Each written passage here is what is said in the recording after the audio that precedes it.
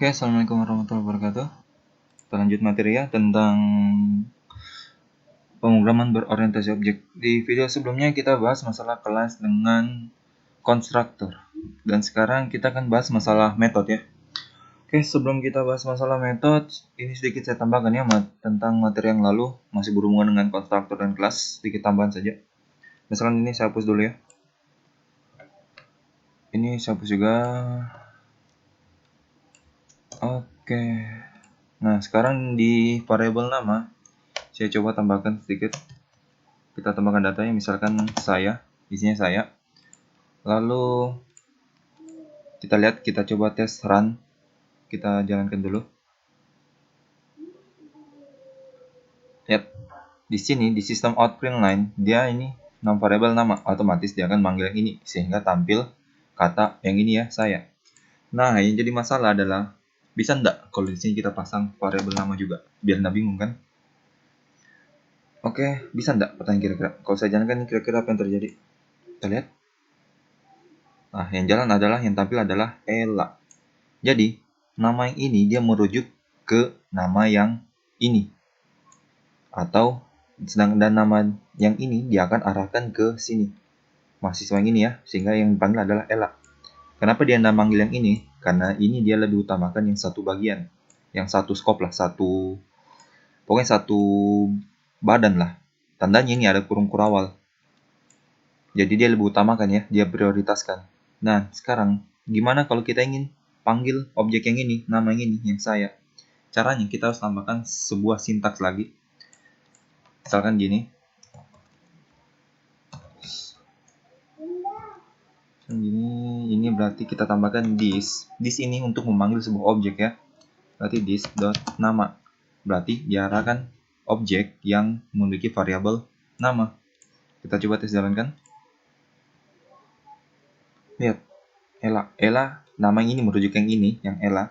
Sedangkan yang ini, this nama, dia akan merujuk ke objek yang ini, saya. Oke, saya. Ini sama saja kalau saya tulis gini ya. Misalkan nama print out m titik nama. Saya clear dulu ini. Jadi ini kalau saya jalankan, tampilannya akan seperti ini ya. Ya. Nama yang ini, Ella ya, dia merujuk ke yang ini ya, Ella. Kemudian saya, yang ini dia akan ambil dari sini dulu. Kemudian saya yang ini, dia ambil yang ini. Kayak gitu ya prinsipnya. Oke, itu hanya untuk sekitar tambahan untuk konstruktor. Dan selanjutnya kita akan coba buat dia lebih eksplisit atau lebih singkat lah. Jadi bisa saja kita tulis gini ya. This nama sama dengan nama titik koma. Ini berlaku untuk yang nilai juga. Berarti ini kita ganti variabelnya nilai. Berarti di ini kita hapus dulu. Kita sudah butuh. Kita langsung this titik nilai sama dengan nilai titik koma. Kita coba jalankan lagi. Oh, ini kita hapus dulu. Kita coba. Mana run. Oke, kita lihat. Oke. Dia sudah langsung manggil data yang ini ya. Karena di objek ini kosong, makanya dia cuma panggil yang di kelas di sini, yang dipanggil di sini ya. Oke, sekarang kita masuk ke metode ya. Oke, sekarang kita akan buat metode. Sebelumnya saya beri ilustrasi dulu ya tentang metode. Misalkan gini. Sebentar ya, kita buat dulu metode.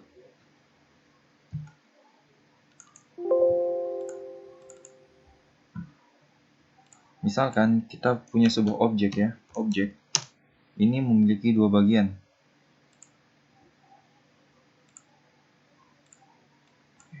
Yang pertama bisa kita sebut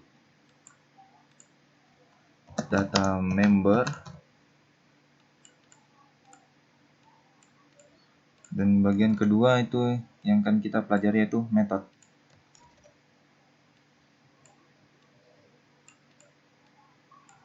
Atau member function, atau biasa dikenal dengan istilah method.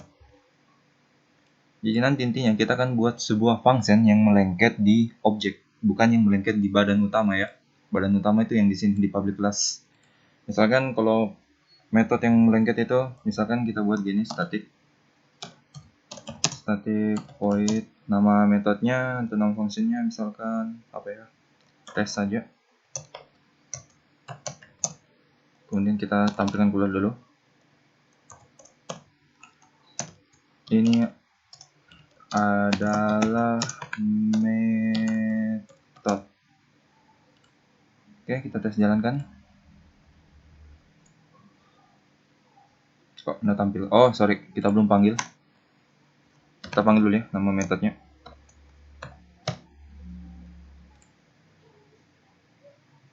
Oke, ini mirip ya, yang kayak di struktur data kemarin kita panggil function. Karena function dan method sebenarnya itu sama. Kayak tadi saya jelaskan di sini. Function dan method itu sebenarnya sama. Dan ini juga constructor sebenarnya bisa dibilang juga sebuah method atau function yang pertama kali dieksekusi ketika objek dipanggil. Jadi kayak gitu ya. Dan di sini kalau kita gunakan static void test gini, kita bisa panggil di sini juga. Kita bisa panggil di construct sini. Kita buat saja namanya berarti test class, sesuaikan ya namanya, dot nama metodenya test. Kita lihat, kita tes jalankan. Seharusnya nanti dia akan tampil 2 kali ya. Ya, ini adalah metode. Dia akan panggil yang ini dulu, lalu masuk ke data, lalu masuk ke sini. Jadi kayak gitu prinsipnya ya untuk metode. Dan ini harus pakai static ya kalau di dalam sebuah main ini, main utama atau badan utama. Kalau misalkan staticnya saya hapus, dia pasti error ini, nggak akan jalan. Oke, error kan karena pakai static. Itu bedanya kalau kita buat di dalam objek sini. Kalau di dalam objek sini kita nggak perlu pakai static, kita bisa langsung nama metodenya. Misalkan apa ya, void test2 dalam kurung, kita panggil lagi, sorry, sys out. Ini adalah metode juga. Oke, kita tes run. Oke, ini adalah, oh kita belum panggil di sini ya. Berarti di sini harus tes 2. Saya clear dulu. Run. Error. Kita lihat sebentar. Tes 2 kenapa dia tidak baca ini?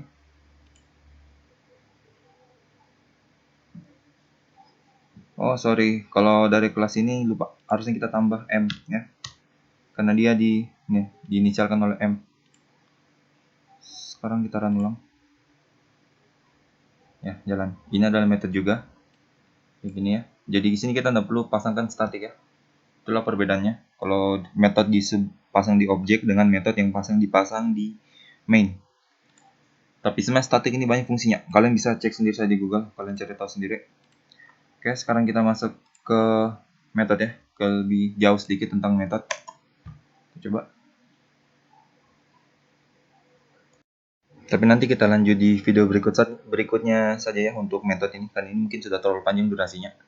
Oke, saya kira untuk video pembelajaran kali ini. Assalamualaikum warahmatullahi wabarakatuh.